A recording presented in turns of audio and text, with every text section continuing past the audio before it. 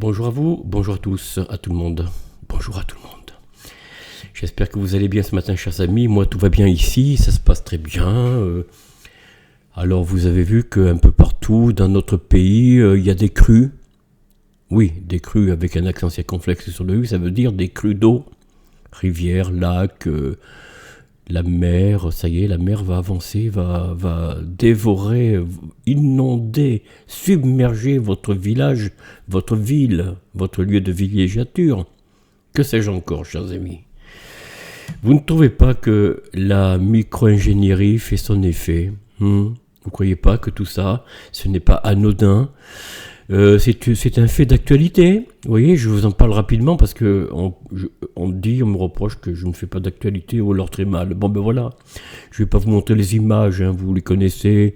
C'est affligeant pour certains, pour d'autres, bon ben, des gens comme moi, enfin comme nous, comme vous, hein, peut-être, chers amis.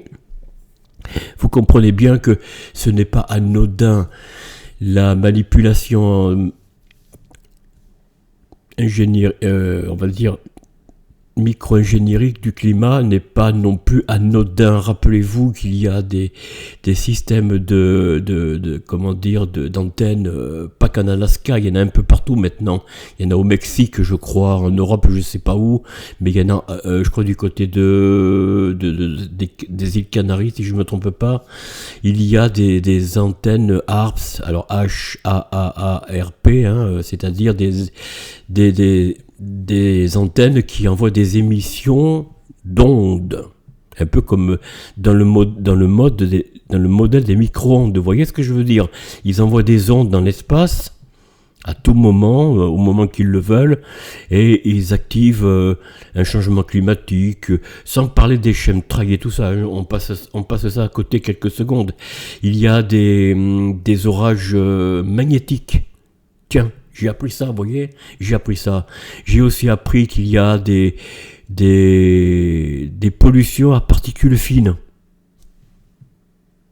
Ça vous choque pas tous ces termes qu'on entend depuis quelques années? Alors la pollution de particules fines, c'est venu tout récemment, il y a entre 2 et 5 ans, pas plus, ils n'en parlaient pas avant. En tout cas, ils n'avaient pas généralisé la chose. Bon, chers amis, comme d'habitude, je ne ferai pas d'introduction musicale, je le ferai qu'à la fin de cette vidéo. En tout cas, merci de m'écouter, merci d'être là. N'oubliez pas de vous abonner, chers amis. Vous abonner, c'est important pour ma chaîne, c'est important. Pour me soutenir, il y en a qui demandent de l'argent. Moi, j'en demande pas, vous voyez. Après, vous faites ce que vous voulez. Si vous voulez faire des dons, dites-moi ce que vous voulez, hein, ce que vous voulez donner. Moi, je peux pas vous refuser des dons si vous voulez en faire. Mais je vous le demande pas. Par contre, de vous abonner, oui, ça m'aide beaucoup. Pour m'aider, aider cette chaîne, il faut s'abonner, il est nécessaire de s'abonner, de partager cette vidéo, de liker, de mettre un pouce en haut ou en bas, peu importe. Hein. De toute façon, YouTube il prend tout. Alors évidemment, en bas, c'est un moyen de montrer votre insatisfaction, mais ça, je peux comprendre. Je ne suis pas là pour vous juger, hein. Mais s'il vous plaît, aidez cette chaîne. La meilleure façon de m'aider, c'est de participer, non pas passivement en regardant dans vos souliers, vos chaussons, ou je ne sais pas où vous êtes, hein, ou dans votre voiture, simplement d'écouter une vidéo, activez la clochette, abonnez-vous. Voilà, chers amis, j'ai tout dit.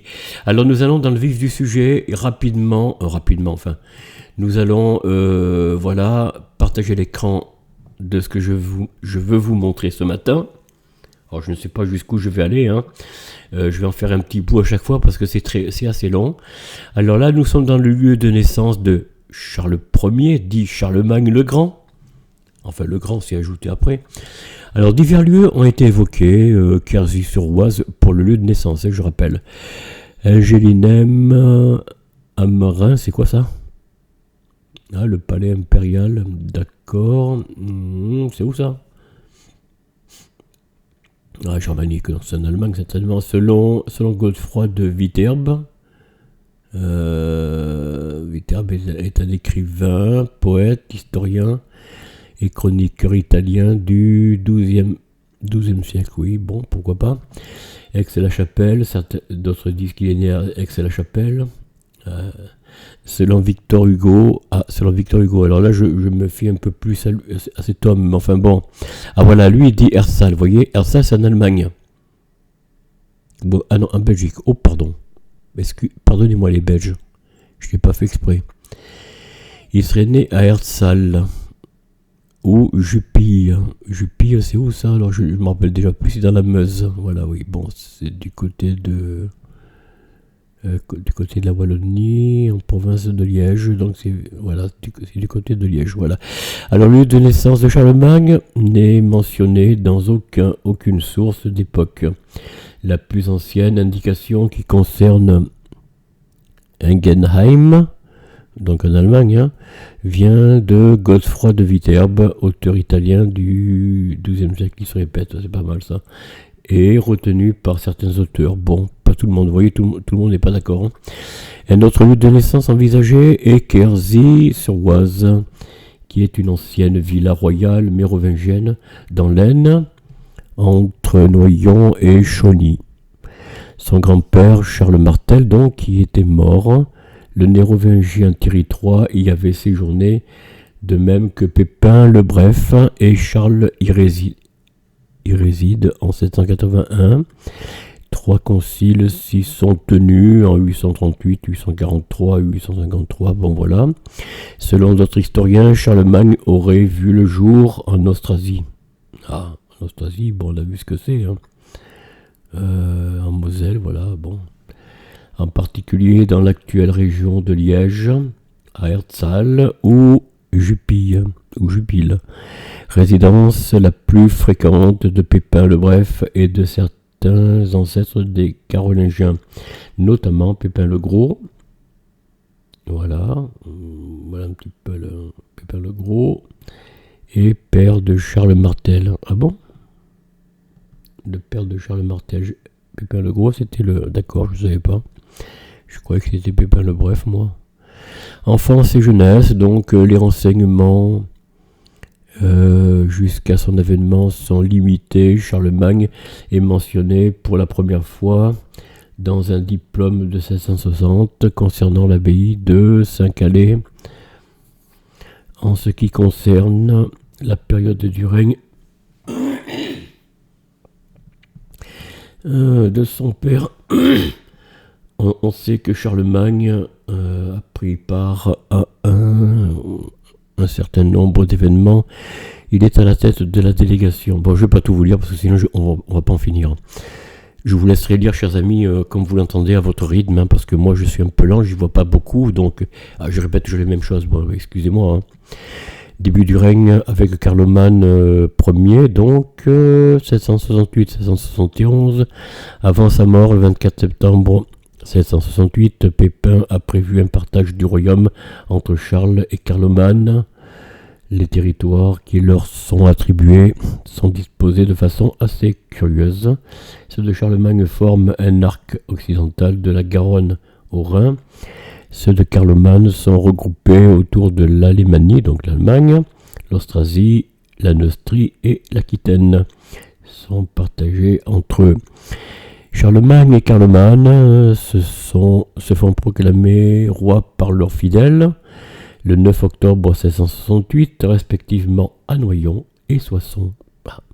Charlemagne est ensuite occupé par les affaires d'Aquitaine, voire un bon, se lire en dessous, qu'il réussit à régler sans l'aide de son frère. Puis intervient la question des mariages lombards, qui occupa les années 1669-1671. En 1671, après un peu plus de 3 années de règne et de paix relative entre les deux frères, Carloman Ier meurt brusquement au palais carolingien de Samoussy. Près d'un an, donc, dès le lendemain de sa mort, Charles s'empare de son royaume, usurpant l'héritage de ses neveux. Bon, c'est les arrangements entre familles. Hein.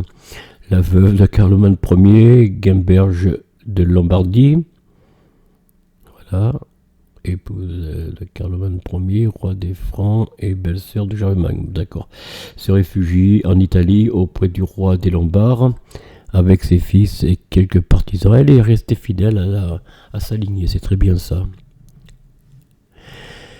Charles est désormais souverain de tout le royaume franc. Wow. Condition de l'expansion territoriale, le royaume franc donc en 768 et son environnement. Le royaume inclut des territoires solidement tenus par les Francs, Austrasie, Neustrie, Bourgogne, Provence, Alémanie, et des territoires semi-autonomes, l'Aquitaine avec la Vasconie, la Septimanie, c'est ça, la Septimanie, pardon, décidément je vois très mal.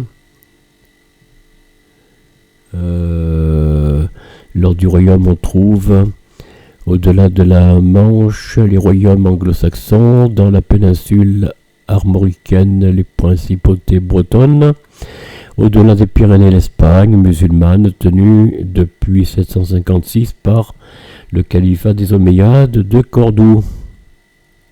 Alors, d'Andalousie, les Omeyyades de Cordoue sont d'abord à la tête d'un émirat, d'accord, bon. Ils donnent pas le nom de... Enfin bon. Au-delà des Alpes, dans le royaume des Lombards, voilà, au-delà des Alpes, le royaume des Lombards, des États pontificaux créés par Pépin le Bref, vous voyez, c'est lui qui a créé les États pontificaux. Bravo Pépin le Bref. Le duché lombard, le Bénévent, le duché lombard. Ah, j'ai du mal à... Oh là là. Le duché lombard de Bénévent est une ville d'environ en Italie, je suppose, bien sûr. Hein. Oui, dans la Campanie. Les possessions byzantines, Naples, Pouille et la Calabre plutôt. Mais Byzance a dû laisser l'exarchat de Ravenne tomber aux mains des Lombards en 751. Excusez-moi. Hein. Au-delà du Rhin, entre la mer du Nord, l'Elbe, la Fulda, se trouve la Saxe, pays barbare, avant pourquoi pas, sans structure politique forte. Voilà un petit peu, chers amis, les chevaliers, regardez tout couvert, hein, bien couvert. On est loin des guerriers là. Hein. Là, c'est des soldats, vous voyez, des pieds à la tête, de pieds en cap, comme on dit, ils sont bien. Voilà. Enfin bon. Alors, qu'est-ce que organisation politique du royaume franc? Donc, dans le royaume franc, les puissants, principalement les ducs, comtes et marquis, accueillent des hommes libres qu'ils éduquent, protègent et nourrissent. L'entrée dans ces groupes se fait par la cérémonie de la recommandation. Ces normes deviennent des guerriers. Voilà, ces hommes deviennent des guerriers domestiques. Et des vassals, c'est ça, non? Vassal, je vois rien. Attachés à la personne du seigneur, le seigneur doit entretenir cette clientèle par des dons pour soutenir la fidélité. Ah bon. La monnaie d'or devenant rare du fait de la distension des liens commerciaux avec Byzance. Voilà, vous voyez, avec Byzance qui perd le contrôle de la Méditerranée occidentale au profit des musulmans. Voilà, on y arrive.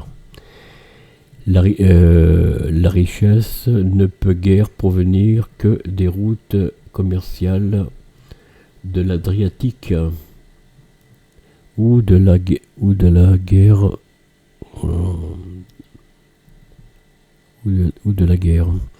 Celle-ci procure du butin et permet éventuellement de conquérir des terres qui peuvent être redistribuées. En l'absence d'expansion territoriale, les liens vassaliques se distendent. Pour se pérenniser, une puissance doit s'étendre depuis des générations. Les Pépinides, donc, et pas les Pipinides comme je disais, hein, c'est les Pépinides, étendent ainsi leur domination et leur compte, s'enrichissant, cèdent des terres à leurs propres vassaux. Il est cède quand même. Ah bon. Charles Martel et Pépin le Bref reprennent à l'église une grande partie de ses biens, pour les distribuer aux vassaux. Ceci leur permet, tout en stabilisant leur acquis, d'avoir les moyens d'être à la tête d'une armée sans égale dans l'Occident médiéval. Oui, bon. Charlemagne se retrouve avec le même problème.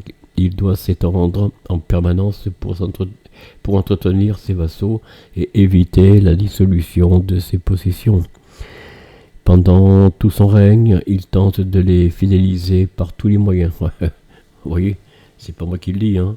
Par tous les moyens, y compris la menace. Bon, en leur faisant prêter serment, ouais, évidemment, serment général de fidélité en 789, en leur allouant des terres, seule richesse de l'époque, qui doivent lui restituer à leur mort, voilà, en envoyant des missi dominici pour les contrôler et pour surveiller ce qui se trame à travers son empire, évidemment. Il n'allait pas donner des terres comme ça gratuitement, ça c'est pas vrai, c'est faux. On n'est pas au temps des Mérovingiens, on n'y est plus là. Armée et guerre à l'époque de Charlemagne. Bon, il y aurait beaucoup à dire, on va s'arrêter là, chers amis, pardonnez-moi, mais... Ou alors... Non, je vais peut-être aller jusqu'à là. Alors, armée et guerre à l'époque de Charlemagne.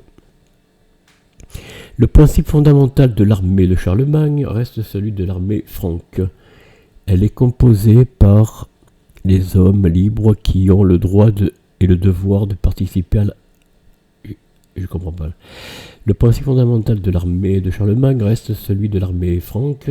Elle est composée par les hommes libres qui ont le droit et le devoir de participer à l'armée, y compris ceux des territoires récemment conquis.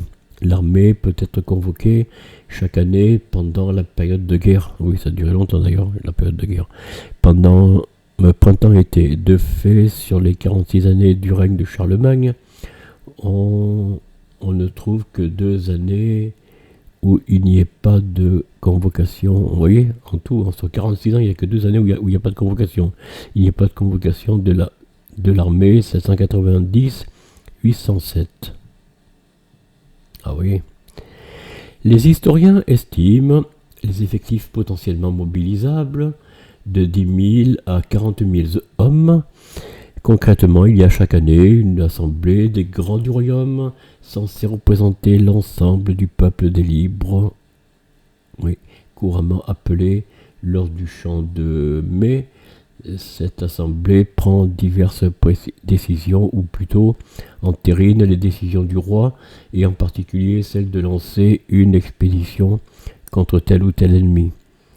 Cette décision est diffusée auprès des intéressés, soit par les vassaux directs du roi auprès de leurs dépendants, soit par les comtes, évêques et abbés auprès des habitants de leur ressort. Voilà, oui, c'est l'église qui allait chercher les soldats, vous voyez, c'est vous dire. Chaque guerrier mobilisé doit apporter son équipement et ses vivres pour 3 mois, et se rendre au point de rassemblement de l'armée ou des différents corps prévus. Les forces mobilisées se décomposent entre la cavalerie lourde, la cavalerie légère et l'infanterie. L'armée de Charlemagne ne semble pas utiliser beaucoup de matériel technique, en particulier lors des quelques sièges de villes qui ont eu lieu à Pavie, donc Saragossa en Espagne et Barcelone. Alors Pavie, c'est en Italie, bien entendu. Par ailleurs, Charlemagne dispose d'un certain nombre de guerriers dépendant directement de lui, qui forment sa garde et qui peuvent être utilisés pour des opérations urgentes. Bon, on va s'arrêter là, mes amis, aujourd'hui, parce que je vous dis, c'est très long. Alors, je voulais en parler longuement parce que là, on voit, vous venez de l'entendre et de le lire peut-être avec moi, peut-être même mieux que moi. Vous avez lu que Charlemagne s'étendait pratiquement tout le temps, quoi. Dès qu'il faisait une guerre, il s'étendait. Donc, il faut des sous. Et en même temps, l'or, puisque Byzance avait coupé les ponts avec la partie de méditerranéenne qui les occupait, donc l'or se faisait rare. Il fallait le chercher ailleurs, cet or. Alors, chers amis, je vous pose la question. Rappelez-vous ce que je vous ai dit il y a quelque temps dans une des vidéos précédentes. Où va-t-il chercher l'or? Charlemagne, et puis pour son armée, pour ses vassaux, et puis pour la nourriture quoi, de ces hommes. Hein. Il faut bien les nourrir quand même. Même si c'est eux qui doivent l'amener, mais il faut trouver la nourriture. Et pour cela, il faut faire du chemin. Et pour faire du chemin, eh bien, il faut des sous pour pouvoir se déplacer. Oh, évidemment, vous n'allez pas me dire, ils n'allaient pas prendre de train, évidemment. Mais il fallait des sous pour avoir des hommes. Il faut les payer, les soldats, la soldise. Donc il faut les payer. Où chercher l'or pour les payer, à votre avis, si Byzance ne fournit plus? Alors Byzance, oui, bon, enfin, Byzance, oui, c'est pas qu'ils coupent les ponts réellement, mais ils arrivent à un moment un peu, ils ont des besoins plus urgents pour eux, donc voilà, ils vont couper, amoindrir, on va dire, les moyens monétaires envers la Gaule, enfin, on va dire le pays franc ou l'Hexagone. Donc Charlemagne va se tourner vers qui, à votre avis? Du côté de l'Espagne. Et ça, nous en reparlerons. Et plus particulièrement Cordoue, car l'Espagne était aux 2 tiers, je crois, occupée par les Omeyyades, les musulmans. Vous voyez? Donc le calife, il avait un pouvoir immense. Et en plus, il avait beaucoup d'or. Bon, mais ça, on en reparlera. Je pense que on va. Alors, je ne sais pas s'il y a une partie dans la littérature, historiographie, point particulier, vue d'ensemble. C'est quoi ça? Là, je suis où là dans la biographie? Aspect du règne. Enfin, je sais pas. On va y arriver. Et si on n'y arrive pas, si je le vois pas dans le déroulement de cette histoire, je vous en parlerai en dehors de cette au-delà des commentaires que je fais. Ou plutôt, je ferai des commentaires au-delà de la lecture, chers amis. Alors voilà un petit peu, mes amis, où nous en arrivons. Voilà, je reprends un petit peu la vue d'ensemble. Alors j'avais quelque chose à vous montrer, c'était à propos d'hier sur l'actualité. Alors l'actualité, bon, je vous en ai parlé un petit peu avec les crues qui se passent partout dans l'Hexagone et puis ailleurs, hein, en Espagne je sais pas, en tout cas en Angleterre probablement, puisque l'Angleterre c'est un pays très arrosé aussi, hein, et puis surtout c'est une île. Alors chers amis, je vais momentanément m'absenter. Voilà, c'est fait. Qu'est-ce que je fais là? Voilà, attendez, je vais mettre une vidéo peut-être. Est-ce que je la trouve? Alors là, voilà. Je voulais vous montrer quelque chose qui m'a frappé. Alors c'est suite à la vidéo que je vous ai montrée hier. Je ne sais pas si vous vous en souvenez. À propos du Hamas qui ont libéré les Israéliennes, les Israéliens et Israéliennes. Alors, avant de vous passer la vidéo, je vais faire un petit commentaire. Oui, parce que en fait, il y a aussi du côté israélien, il y a eu des soldats du Hamas qui ont été libérés, peut-être même des civils. Mais je vais vous faire écouter un petit peu le contenu. Écoutez bien. Voilà, vous avez l'image. Est-ce que je peux mettre le son? Regardez. Salam alaikum, marhaba. شكرا لكتاب القسام على كل المعاملة الكويسة. شكرا للأكل والشرب والملابس. شكرا للشباب اللي كانوا يحفظوا علينا ويديروا بالو علينا من كاسف. وإن شاء الله يكون الكل يوم سعيد وأحسن يوم. Bon, elle était un peu plus fine, elle, de visage, mais voyez, ils ont pas regardé.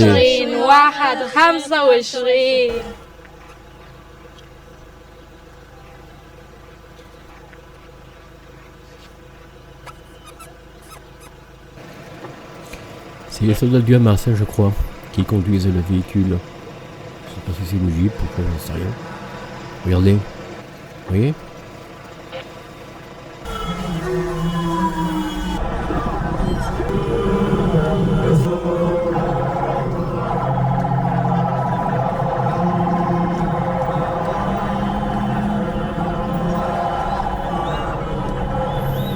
Évidemment, c'est la liesse.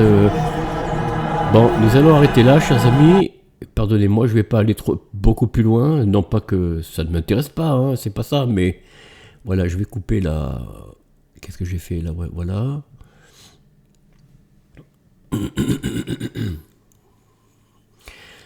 Alors, attendez, je reviens ici. Oui, voilà. Donc, vous voyez, c'est que du mensonge que vous avez sur vos chaînes favorites. Enfin, je dis pas vous spécialement. Peut-être que vous regardez pas trop ces chaînes de télévision. Je vais pas les nommer. Hein, je vais pas faire d'histoire avec eux. Mais vous les connaissez. Il y a BFM. Pour ne citer qu'elle, que cette chaîne. Il n'arrête pas. Ce matin, j'ai écouté encore dans le café où de temps à autre, je vais boire un café, pas tout le temps, mais bon. Mais que des âneries. Enfin, bon, beaucoup de non-dits, ou alors des inepties surajoutées, surchargées de propos inintéressants. Bon, voilà. Qu'est-ce que j'avais d'autre encore à vous montrer? J'avais, je crois, je sais pas si c'est là. C'est quoi ça? Ah, c'est encore moi ça? Ah oui, d'accord, je suis...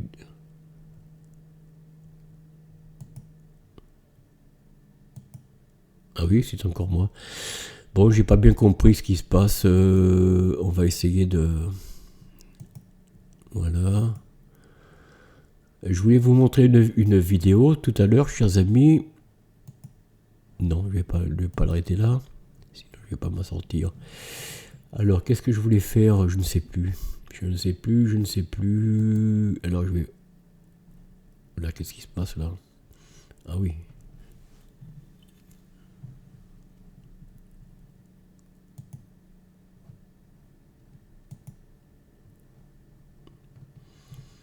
Alors, voilà.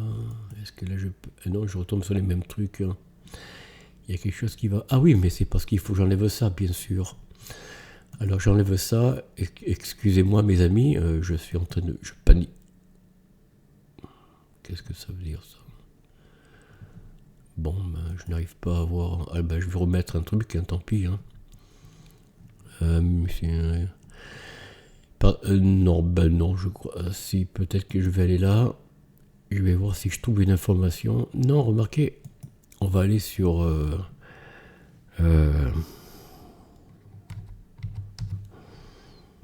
On va essayer de voir ensemble ce qu'on peut trouver, mes amis. Voilà, je parle en même temps parce que sinon...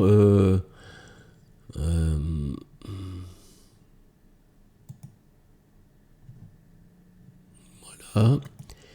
Alors, nous allons voir ensemble une page du média 4-4-2. Bon, c'est un peu long à mettre en place, ne m'en veuillez pas. Voilà, qu'est-ce que nous avons? Alors, je vais vous montrer la page après. Hein. D'abord, je regarde un peu. Oui, allez, on y va. Voilà.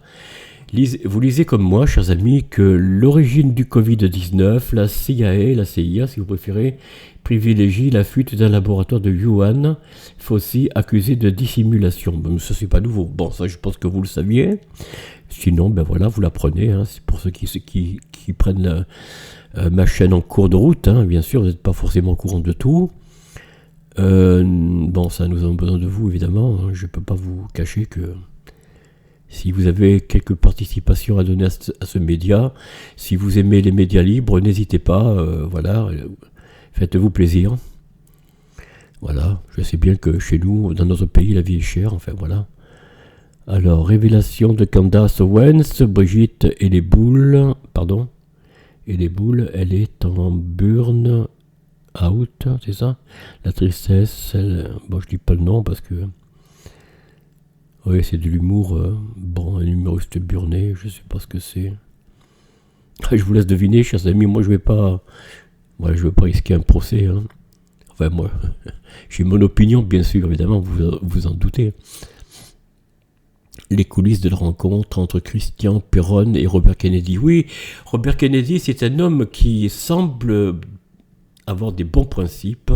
Bon, vous savez que les USA sont sortis de l'OMS, l'Organisation mondiale de la santé, vous voyez, dont ils n'ont rien à faire. Et puis Robert Kennedy Jr., donc Monsieur Robert Kennedy Jr., veut remettre à plat tout le système médical, déjà chez lui, hein, aux USA bien sûr, hein, aux États-Unis, mais pas que. Voilà, c'est pour ça que le docteur Christian Perron essaie de contacter cet homme, donc ce ministre, hein, pardon, puisqu'il est ministre, Monsieur Robert Kennedy. Et donc il veut le contacter, je ne sais pas pourquoi, hein, peut-être pour demander au gouvernement français, de l'Hexagone, faire un peu pression sur notre pays, sur nos dirigeants, pour qu'enfin ils fassent reconnaître une médicale autre que celle proche de ce gouvernement que vous connaissez.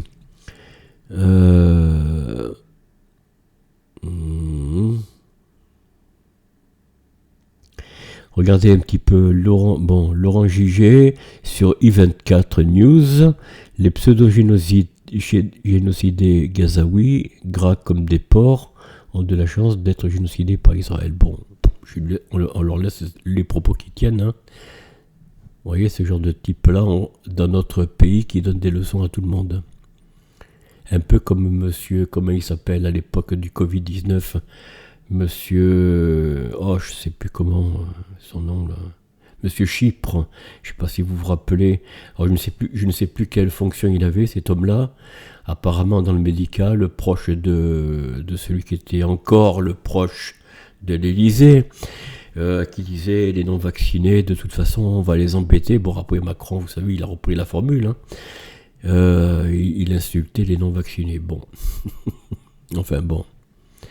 Urgent, chômage en hausse de 3,9%. La plus forte augmentation en 10 ans. La situation est désastreuse. C'est où ça? C'est chez nous, hein. Qu'est-ce que vous pensez? C'est chez nous, ça. Évidemment. Alors, impensable mais vrai. Je crois que je voulais passer, non? Je sais pas si je voulais passer cette vidéo. Je sais plus. Regardez. Voilà, la vidéo est là. Je sais. C'est Kentra, l'émission de Kentra.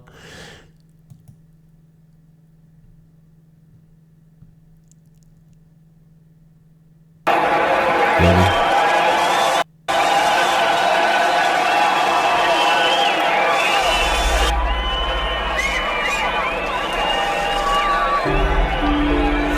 Voilà les 4 Israéliens libérés. Bon, ça vous savez, regardez le Hamas, c'est l'armée ici avec le bandeau vert.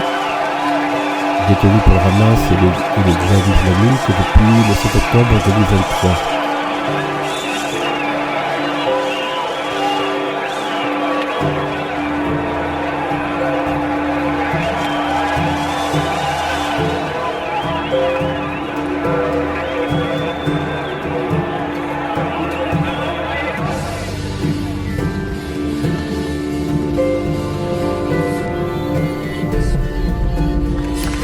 Vive émotion parmi le peuple israélien. Vous voyez, il ne faut pas confondre les gens et leur pouvoir. Leur pouvoir, bon, Netanyahou, hein.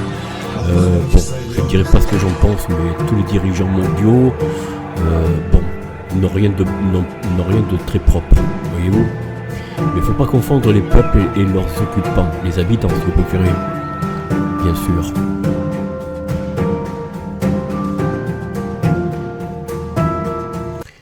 Voilà, chers amis, et c'est Huffington, pardon, je ne sais plus le nom, comment on dit là. Le HuffPost, c'est une chaîne médiatique officielle, je dis bien officielle, qui, je crois, autrefois était tenue par Christine O'Krent, je crois, ou en tout cas, elle y a participé, en tout cas, et donc, j'arrive pas à le dire. Ce HuffPost est un média officiel, tout à fait officiel. Donc on ne peut pas accuser ce média de parti pris pro-israélien, pro-palestinien, ou anti-israélien, ou anti-palestinien, ou anti-libanais, ce que vous voulez, quoi. Vous voyez, il donne une info, bon, parmi peut-être des choses pas toujours bien comprises, parfois un peu qui n'ont rien à voir, mais là, en l'occurrence, il frappe juste dans le bon sens, quoi. Voilà, puis Kentra, je voulais montrer la veille. Bon, nous allons revenir, chers amis, à d'autres choses, si vous voulez. Attendez. Est-ce que je peux revenir en arrière? Oui. Voilà. Alors nous poursuivons. Bon, mais ça on l'a vu. Ça, Bourdon qui s'excuse d'avoir tenu des propos mal compris contre les non-vaccinés, qui voulait leur faire la misère. Enfin bon, monsieur Bourdon, vous l'avez dit, hein. Bon, là c'est un peu les mêmes infos que nous avons vues ensemble. Alors on va arrêter là. Voilà. Merci en tout cas 4,4,2, hein, c'est ça. Merci à vous, cher Marcel. Je vous salue. Si vous m'entendez, si vous regardez ma chaîne ou cette vidéo, je vous envoie un salut affectueux, respectueux. Voilà, parce que bon.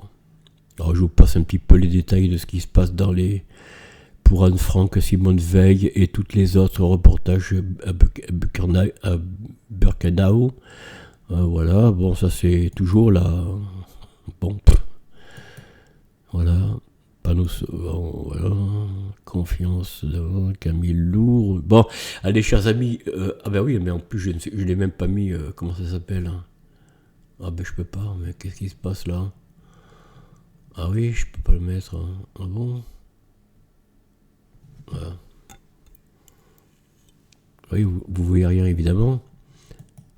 Là, j'en mets ça. Ah, mais qu'est-ce qui se passe là? Ah, je peux plus mettre le nouvel onglet. Non, ça c'est le truc là. Ah, ben d'accord. Il y a eu une erreur. Alors ça on l'enlève. Voilà. Qu'est-ce qui se passe?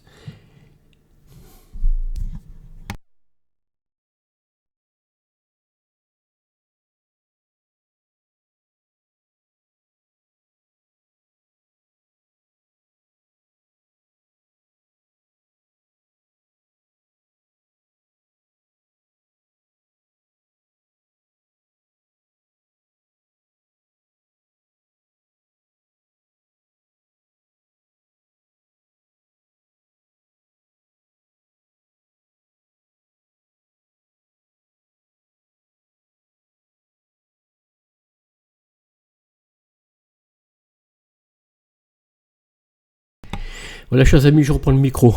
Je l'avais éteint parce que bon, je râle, vous savez.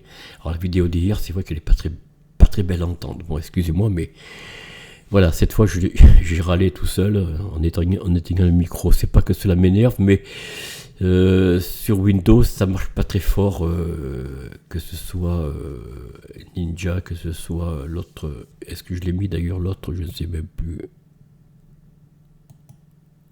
Oui, c'est bon. J'ai eu peur que ça pas marche. Ben voilà, chers amis, nous avons fait un petit peu le tour. Je ne peux pas vous dire ce que... Voilà. Ici, c'est quoi? Non, c'est bon. Là, c'est quoi? Alors là, ben c'est bon. Je reviens là.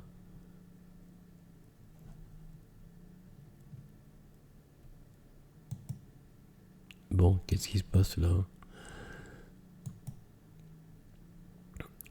Pardonnez-moi, chers amis, quelques secondes encore.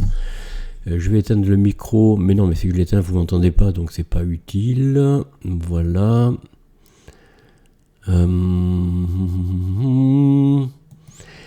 Nous allons mettre le générique de fin, mes amis. Bon, ça, je vais le retirer, je crois. Non, ça, je vais le garder. Je vais garder cette vidéo sur les quelques Israéliennes qui ont été libérées. Bon, non pas que voilà. Hein.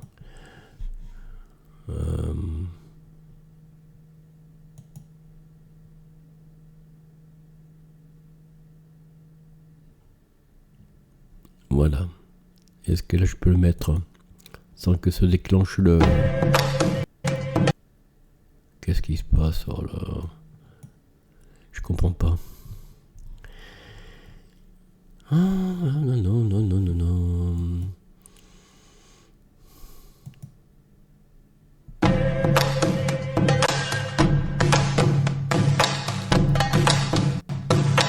Qu'est-ce que c'est que ça?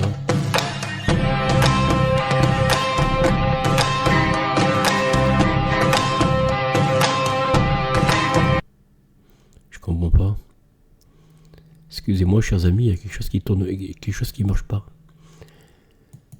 Le son n'est pas en adéquation avec... je comprends pas. Alors là, je comprends pas, là. Ça n'a rien à voir avec ma vidéo. Ah bah ça alors.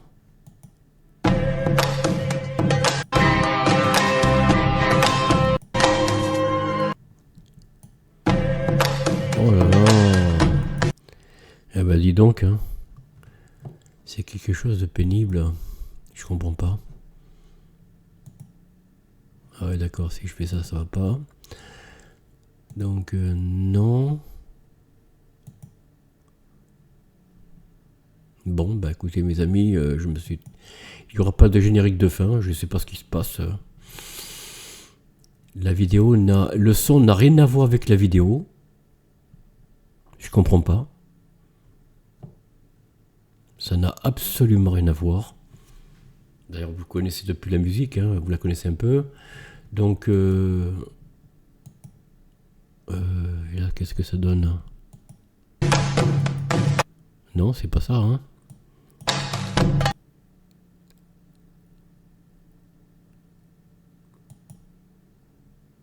À moins que ce soit ça.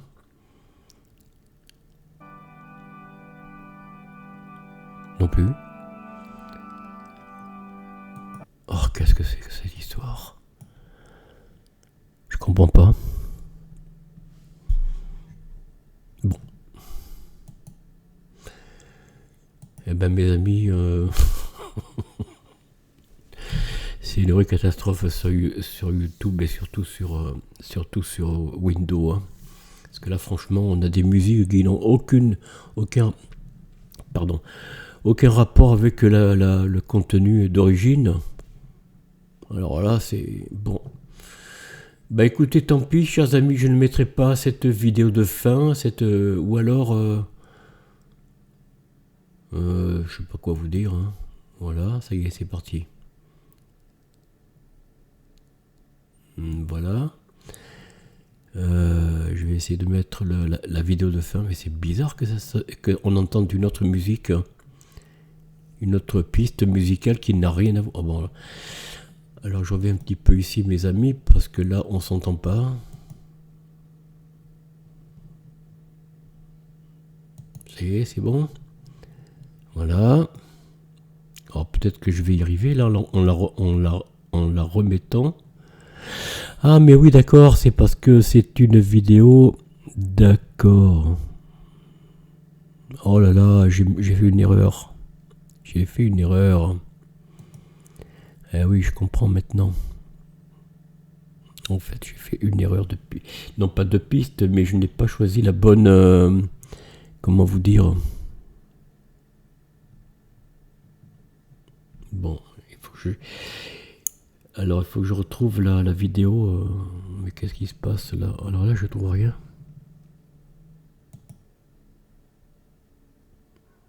Non, je ne trouve pas. Puis alors, c'est très long. Évidemment... Bon, c'est pas là non plus. Alors là, c'est catastrophique parce que là, non plus. Pardonnez-moi mes amis, je parle en même temps pour pas que vous pensiez que je vous oublie. Non, je vous oublie pas, hein, rassurez-vous. Mais je n'arrive pas à retrouver la piste de cette musique là. Ah oui, mais ça c'est curieux, hein. Mais non, oh, il y a des trucs... des Virgin, c'est pas ça? Non, c'est pas ça. Bon, mes amis, il va falloir que je cherche autrement. Je suis navré, hein, je peux pas vous dire... Je voulais mettre une... Comment dire? Alors là, qu'est-ce qui se passe? Le numéro 2. Alors... ah oui, c'est pas les mêmes... oui, évidemment, je m'en serais douté. Oh là là... Excusez-moi, mais là, j'ai du mal. Hein. Non, j'ai beaucoup de mal. Je sais pas ce qu'il y a, chers amis. Je vais devoir arrêter là. Sinon, ça va être hyper long, à moins que je la trouve, ce qui m'étonnerait. C'est celle-là, non? Oui, apparemment, c'est celle-là. Voilà. Je l'ai retrouvée, je pense. Je pense que je l'ai retrouvée.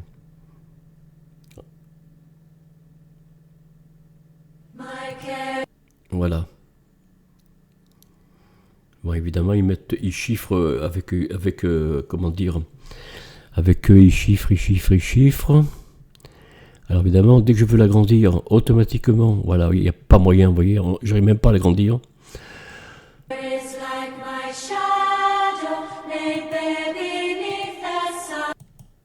là là, c'est...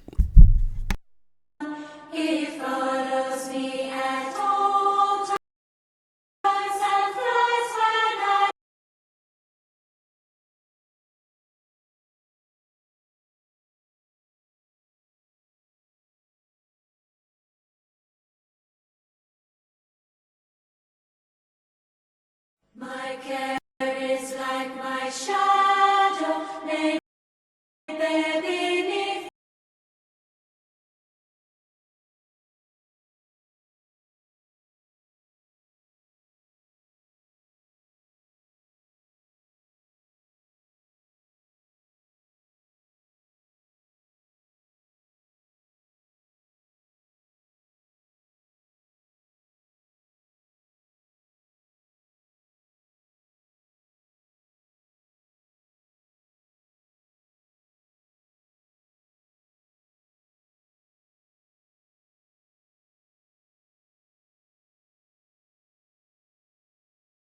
Et voilà, chers amis, vous voyez, je n'arrive même plus à sortir de cette page. Vous voyez, ça coince. Ça coince. Windows, c'est... Oh non, c'est pas vrai, ils m'ont tout effacé. Ben, je suis désolé, chers amis, nous avons un problème. Nous avons un grave problème. Apparemment, voilà, vous voyez, voilà, tout est mis à zéro. Alors, chers amis, pardonnez-moi, cela ne vient pas de moi, ça vient de chez eux. Voilà, ils restituent la page, mais vous voyez, regardez-moi ça. Oh là là là là là, c'est catastrophique. C'est vraiment, on a du mal avec Windows, on a beaucoup de mal. Vous voyez, quand on me disait que Windows marchait très mal, et pourtant c'est pas un très vieil ordinateur, mais vous voyez, je n'arrive pas, mais absolument pas. Là, je sais pas ce qui se passe. Voilà, il a tout effacé.